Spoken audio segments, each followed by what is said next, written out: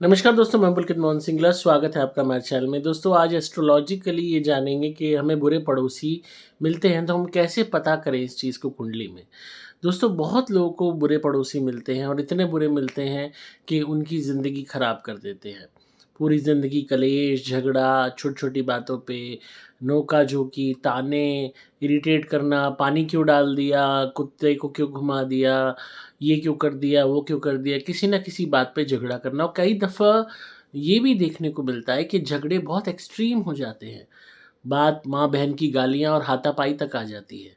गाड़ी की पार्किंग को लेके, किसी और चीज़ को लेके, मतलब ये कह लीजिए कि एक जो इंटॉलरेंस है, ये कह लीजिए कि भई इतनी ज़्यादा हद तक मतलब हो जाती है कि जिसका कोई हिसाब नहीं है। जो एक बर्दाश्त करने की हिम्मत है दूसरे को, वो ख़त्म हो जाती है। और एक अलग ही एक ऐसी एनिमिटी क्रिएट हो जाती है कि रोज़ सुबह उठ के बंदे का एक ही वो होता है कि जैसे ही आमना-सामना पड़ा उसको तंग करना है या कोई ना कोई प्रॉब्लम क्रिएट करनी है। अक्सर हमें ऐसे पड़ोसी मिलते हैं जो बिना किसी मतलब के हमें तंग करते हैं। इसका हालाँकि मुख्य कारण जलन भी होता है। 90% केसेज़ में जलन के कारण ही जो पड़ोसी हैं वो आपके दुश्मन बन जाते हैं। पहले अंदरूनी तौर पे बनते हैं, फिर वो धीरे-धीरे जब जलन उनसे बिल्कुल बर्दाश्त नहीं होती, तो वो पूरी तरह सामने आ जाते हैं। तो उनकी जो भाषा होती है वो भी गंदी हो जाती है। बदतमीज़ी से वो बात करते हैं, आपसे गाली-गलौच करते हैं, आपका अपमान करते हैं। आपसे ऐसे शब्द बोलते हैं जो मर्यादा के खिलाफ हों। हर तरीके से वो आपको उकसाने का प्रयास करते हैं जिससे आप भी उनकी तरह बात करो या उनसे लड़ो और किसी न किसी तरीके से वो आपका वक़्त बर्बाद कर सकें, आपकी ज़िंदगी में उथल-पुथल कर सकें, किसी न किसी तरीके से आपको वो तंग कर सकें। हालाँकि इस तरीके की हरकतें हर जगह देखने को मिलती हैं, चाहे आप किसी भी शहर में चले जाओ, किसी भी देश में चले जाओ, किसी भी स्टेट में चले जाओ। पड़ोसी बुरे किसी न किसी को मिल जाते हैं। हालाँकि ऐसे भी पड़ोसी होते हैं जो बहुत अच्छे होते हैं और पहले के ज़माने में तो कहा जाता था कि आस-पड़ोस एक परिवार की तरह होता था।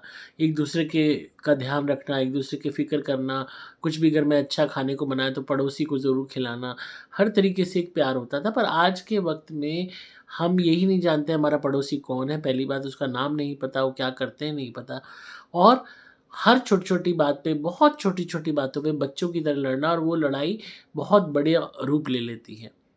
यूँ कह लीजिए कि जैसे 2 दुश्मन इकट्ठे रह रहे हों, इस तरीके के आज के वक़्त में हालात हैं। हालाँकि इस तरीके की चीज़ें पहले भी होती थी पर वो उसकी इंटेंसिटी कम थी।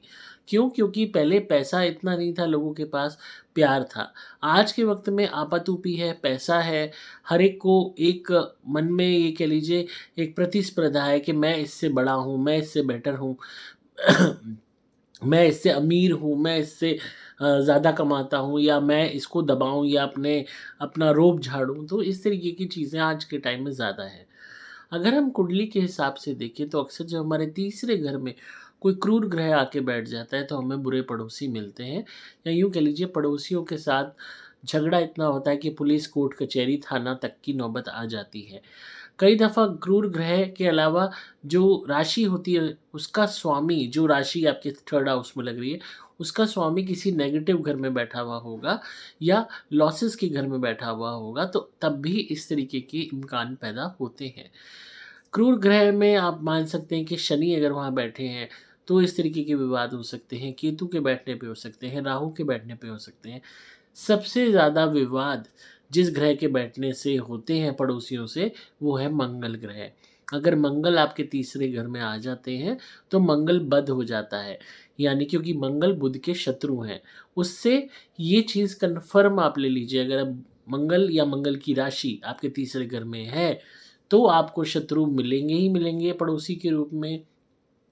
ज़मीनी विवाद होगा ही होगा, झगड़ा होगा, क्योंकि पड़ोसियों से विवाद कहाँ से स्टार्ट होता है? ज़मीन से स्टार्ट होता है। आप मकान बना रहे हैं, वो कहेगा तुमने मेरी जगह दबा ली या वो मेरे यहाँ कचरा आ रहा है या आपने जो मकान बनाया बड़ा बना लिया आलीशान, उसका मकान छोटा दिख रहा है या आप भाइयों की प्रॉपर्टी बँटी है, तो आप एक-दूसरे के पड़ोसी ही हो गए। जब आपकी प्रॉपर्टी एक प्लॉट में से बँट गई, ये तेरा, तो पड़ोसी हो गए, तो विवाद चालू हो गया।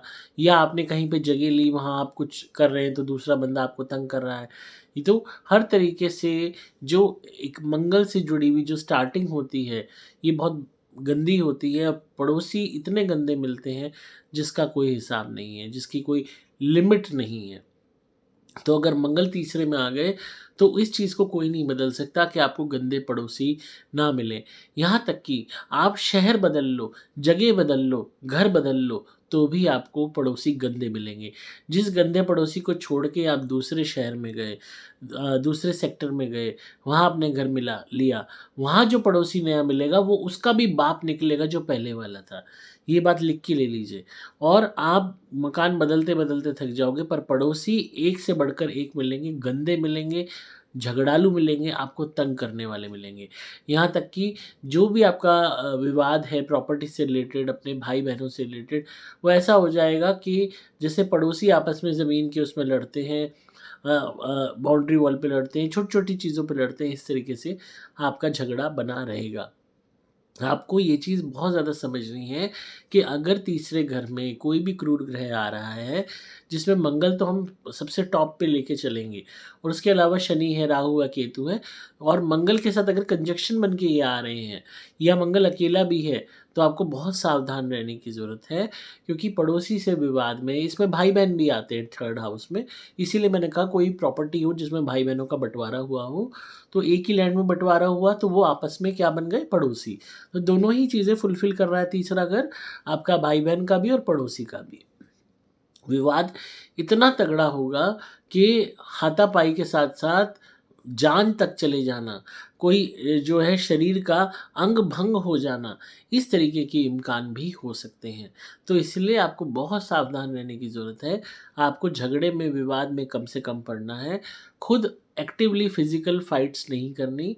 अगर आपको लग रहा है कि सामने वाला आप पे कोई वार करने वाला है या आपके साथ मारपीट करने को है या आपको कोई चोट पहुँचा सकता है, तो आप ऐसे में आप पुलिस की मदद लें या प्रशासन की मदद लें, पर खुद आप अपने हाथों से कोई भी मैन हैंडलिंग वगैरह ना करें। अपने आप को सेफ़गार्ड अपना करना बहुत ज़रूरी है। अपने घर में, अपने चौक में सीसीटीवी लगाएँ, कैमरे लगाएँ, जिससे आप एटलीस्ट आपके पास एविडेंस हो कि कोई भी अगर आपके साथ विवाद करता है, लड़ाई करता है, तो आप उस चीज़ को दिखा सकें। क्योंकि ये चीज़ आप कन्फ़र्म लेके चलिए, जीवन में कभी न कभी आपका बहुत गंदे वाला झगड़ा होगा अपने पड़ोसियों के साथ, अपने भाई-बहनों के साथ, जो आपके पड़ोसी बन जाएँगे प्रॉपर्टी का विवाद होते ही। ये झगड़ा भी भाई-बहनों के साथ तभी पैदा होगा। ये बात भी ध्यान रखना है इस तीसरे घर की, कि द मोमेंट कोई दादा का मकान है उसमें बँटवारा हुआ, कोई गाँव की ज़मीन है उसमें हुआ, तो जिस मोमेंट पे आप बँटवारा होगा भाई-बहनों का, ज़मीन का, घरवाले कर गए, बड़े-बूढ़े कर गए, तो उसी मोमेंट, जिस मोमेंट आप पड़ोसी बने अपने ही भाई-बहनों के, समझ लीजिए झगड़ा शुरू हो जाएगा। यहाँ तक कि बहुत सारे लोगों की कुंडली मैंने बनाई है जहाँ ये चीज़ बहुत कॉमन देखने को मिली है कि कोर्ट कचहरी का विवाद भाई-बहनों से, चाचा-ताऊ के लड़कों से चल रहा है, यहाँ तक कि पड़ोसियों तक से भी कोर्ट कचहरी और विवाद, पुलिस थाना सब हो चुका है। तो इस तरीके के इंस्टेंसेस तीसरा घर लेके आता है अगर यहाँ पे कोई क्रूर ग्रह हो। तो मेन इसकी रेमेडी ये है, आप शांति से काम लें। सामने वाला उकसा रहा है, तो आप एकदम से हीट ऑफ मोमेंट में आके कोई गलत कदम ना उठाएँ। वो आपको उकसाएगा पर आपको शांत रहना है, आप अपने घर के अंदर रहें और कोशिश करें उस वाक़ये को टालने की, उस मोमेंट को टालने की। तो अपने आप बंदा कुत्ते की तरह भौंक के चला जाएगा। अगर वो बिल्कुल नहीं मानता तब आप पुलिस की या प्रशासन की मदद लें। खुद से एक्टिवली लड़ाई झगड़े में ना पड़ें, उसमें आपको हानि हो सकती है, नुकसान हो सकता है। अगर मंगल या कोई भी क्रूर ग्रह आपके तीसरे में है, तो इस चीज़ को आपको समझना होगा। और भाई-बहनों से विवाद है उसमें भी आप एक्टिवली फ़िज़िकल फ़ाइट, गाली-गलौज से बचें। इससे बेटर आप गवर्नमेंट की, सरकार की लीगली कोई हेल्प लें, जिससे आपका सेफ़गार्ड हो। क्योंकि जब इस तरीके के क्रूर ग्रह आते हैं, तो अक्सर आपने न्यूज़ में देखा होगा, भाई-भाइयों में लड़ाई हो गई, गोली चल गई, एक ने एक को मार दिया ज़मीन के विवाद में, या पड़ोसियों में झगड़ा हो गया, एक पड़ोसी ने दूसरे को नुकसान कर दिया। तो वो जभी होता है जब इस तरीके के ग्रह होते हैं, वो प्रोवोकेशन आपको ऑटोमेटिकली कराएँगे ही जब सामने वाला कराएगा, क्योंकि वो लोग गंदे आपको इन ग्रहों के कारण मिलेंगे। अब आप ये कह लीजिए, चाहे भले ही आपके पास्ट लाइफ़ के कुछ कर्म रहे होंगे कि इस तरीके के पड़ोसी आपको मिले। कहते हैं ना, दुष्ट संग जन देहि विधाता, तो भगवान जो है दुष्टों का संग दे देता है। रामायण में ये लाइन आती है, तो क्यों? क्योंकि कहीं न कहीं हमारे ही बुरे कर्म रहे होंगे कि हमें ऐसे लोग मिले पड़ोसी के रूप में, भाई-बहनों के रूप में, जो इस तरीके के पड़ोसी बनने के बाद झगड़ा हो गया। आपने सुना होगा, भाई-बहनों से बहुत अच्छे रिलेशन थे, आना-जाना था, सब अच्छा था। पर जैसे ही दादा मकान का बँटवारा करके गया, कोई बड़ी बूढ़ी करके गई, तुरंत उन्हीं भाई-बहनों से गाली-गलौज, झगड़ा शुरू हो गया, विवाद शुरू हो गया। सारे प्यार, इमोशंस बंद हो गए, राखी पे आना बंद कर दिया, एक-दूसरे की यहाँ शादियों में जाना बंद कर दिया, या आपने किसी भाई की प्रॉपर्टी ले ली, खरीद ली, या बहन की खरीद ली, वो आपका दुश्मन बन गया। यहाँ तक कि टोटके भी अगर पड़ोसी आपके घर में कर रहा है, भाई-बहन कर रहे हैं, बुआ कर रही है, चाचा कर रहा है, तो कहीं न कहीं तीसरा घर सॉरी, आपका पॉल्यूटेड है, कोई ना कोई क्रूर ग्रह वहाँ पे है, चाहे उसकी दृष्टि है, चाहे राशि है, चाहे वो खुद बैठा है, चाहे कंजंक्शन में है। तो बहुत ज़्यादा आपको सँभल के रहना है, इन लोगों से कम आपको विवाद में पड़ना है। जितना कम विवाद में पड़ोगे, उतना आपके लिए बेटर होगा। और कोशिश करें कि ऐसे में आप अपनी गली में जहाँ सारे लोग रहते हैं, सभी लोगों को मिठाई बांटें, दिवाली पे, होली पे, हर त्योहार पे, जिससे आपका कुछ हद तक ये तीसरा घर जो है ये ठीक हो सके। अपने भाई बहनों को भी मिठाई बांटें, भले ही वो मिठाई लेके आगे किसी को दे दें, पर आप अपनी तरफ से अच्छे बने रहें, अपनी तरफ से अपना आचरण अच्छा रखें।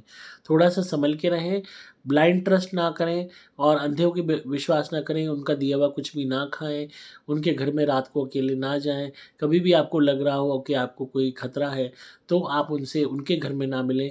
आप कोशिश करें, मिलें भी तो कोई आपके साथ हो, या आप अपने घर में मिलें। तो अपनी सेफ्टी थोड़ी-सी अगर आप रखेंगे, तो बहुत तक हद तक आपका बचाव होगा। बहुत लोगों का झगड़ा कुत्ते को लेके भी होता है कि आपके घर में कुत्ता है, उसने पॉटी कर दी, तो झगड़ा इतना बढ़ जाता है, मार-पिटाई तक बात आ जाती है। तो यहाँ भी कहीं न कहीं केतु अफ़ेक्टेड होता है आपका, और कुत्ता रखना उल्टा आपको सूट नहीं कर रहा होता। ये केतु ग्रह और ख़राब हो रहा होता है। हालाँकि आप कहोगे कि सामने वाले को प्रॉब्लम है, हमें तो प्रॉब्लम नहीं, तो हमारा केतु ख़राब कैसे? कहीं न कहीं इस बात को समझिए कि आपको वो अल्टरनेटिव ढूँढना होगा कि का सामने वाले को मौका ना मिले कि वो आप पे उँगली उठा सके या आपके लिए प्रॉब्लम क्रिएट कर सके।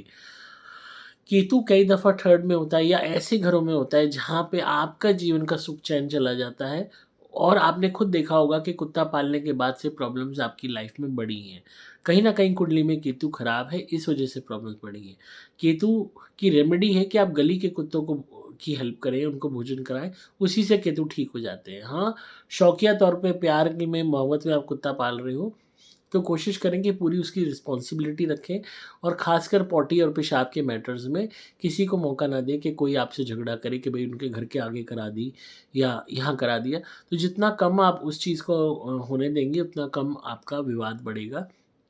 चाहे आप उसको दूर कहीं ले जाके पॉटी कराएँ, पर थोड़ा-सा सावधान रहें।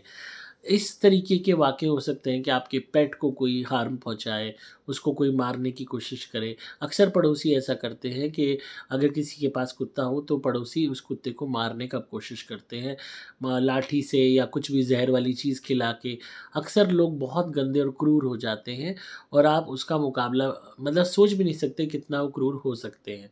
तो आप जहाँ भी आपका पेट बैठता है, छत पे या चौक में, जहाँ भी आप उसे छोड़ते हैं, वहाँ कैमराज़ ज़रूर लगवाएँ। अपनी छत पे अपने घर में कैमराज़ ज़रूर लगवाएँ, ताकि आपको पूरी गतिविधि पता लगे कि कौन बंदा क्या हरकत कर रहा है। थोड़ा-सा अगर आप सजग रहेंगे, तो आप इस चीज़ को मैनेज कर पाएँगे, और रेगुलरली आप हनुमान जी की सेवा करें, उनकी उपासना करें, उनकी पूजा करें, और अपने आप को भी ठीक करें। इस बात को सोचें, रात को बैठ के आत्मचिंतन करें कि अगर आपको लगता है कि आप गलत हैं, या आपको लगता है कि आपने सही नहीं किया, वो क्यों लगेगा? कैसे लग पाएगा? आप सोचिए, अपने आप को उनकी जगह पे रखिए, और उनको आपकी जगह पे रखिए। तब एक निष्पक्ष जज की तरह अब आप सोचिए कि क्या सही है, क्या गलत। तभी आप इस चीज़ का आकलन कर पाएँगे कि आप सही हैं कि नहीं। अदरवाइज़ हर बंदा इग्नोरेंस में बोलता है कि मैं सही हूँ, मैंने तो कुछ गलत किया ही नहीं। तो आप अपने आप को उसकी जगह पे रख दो, समझ लो आप वो हो और वो आप है।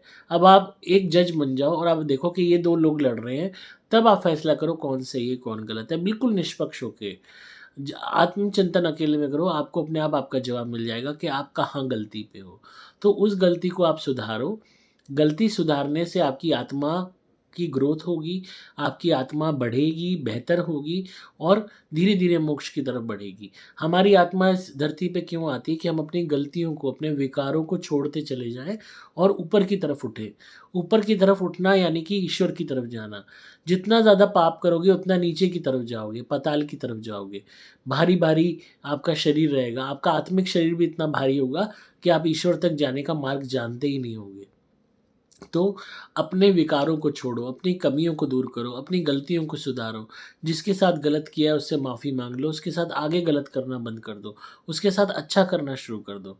आप अपने आप देखोगे कि धीरे-धीरे जो भी आपने नज़र कमाई है, हाय कमाई है, बद्दुआएँ जो आपको मिल रही हैं, वो कम होनी शुरू हो जाएँगी और आपका जीवन बेहतर होना शुरू हो जाएगा।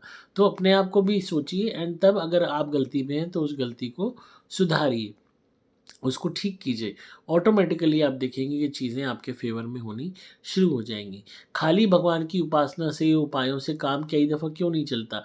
क्योंकि इंसान कई दफ़ा खुद गलती पे होते हैं और उस गलती को सुधारना नहीं चाहते।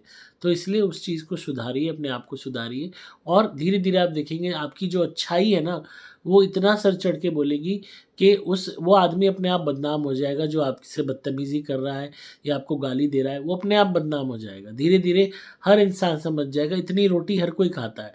अगर कोई बाकी पड़ोसी आपका साथ नहीं देते, इसका मतलब ये नहीं है कि वो समझ नहीं रहे। वो सब देख रहे हैं कि ये आदमी बुरा है और वो ये भी जानते हैं जब ये इतना गंदा इनके साथ है, तो हमारे साथ भी तो हो सकता है। अंदरूनी तौर पे वो समझ जाते हैं कि आदमी गंदा है। हाँ, उनको भी आपसे जलन है इसलिए वो आपका साथ नहीं दे रहे, पर हाँ, वो उस इंसान से भी धीरे-धीरे दूरी बनाएँगे क्योंकि वो जान जाएँगे कि ये आदमी घटिया है। जो भी XYZ जिससे भी आपका झगड़ा हो रहा होगा, उसके विषय में कह रहा हूँ। तो थोड़ा-सा आप सावधानी रखें, तो ऑटोमैटिकली आप इन चीज़ों को कंट्रोल कर पाएँगे।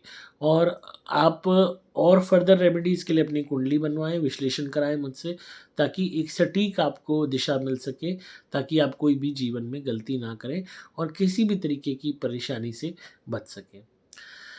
आई होप आपको आज की वीडियो पसंद आई होगी और जिनका भी सवाल था कि पड़ोसियों के विषय में वो आपको मिल गया होगा। अगेन अगर आपको दिक्कतें ज़्यादा बढ़ रही हैं तो आप हमारी धुनी घर में कीजिए और धुनी जलाते वक्त भी आपने यही कहना है कि मेरे सभी शत्रु मुझसे दूर हो जाएं। सुपर प्लैटिनम धुनी का यूज़ करके आपने कहना है और नारियल के उतारे हमारे मंगवाइए। उनसे अपना उतारा करते वक्त आपने बोलना है कि मुझे शत्रुओं से मुक्ति मिले। लगातार आप जब ये बोलेंगे गुप्त शत्रुओं से और शत्रुओं से मुक्ति मिले। 7 दफ़ा उतारा करना है हमारे नारियल से और उसको जला देना है कपूर पे हवन कुंड में। हवन कुंड नहीं है तो चाय के पैन में या किसी परात में आप जला दीजिए, ओपन एरिया में, बालकनी में, छत पे।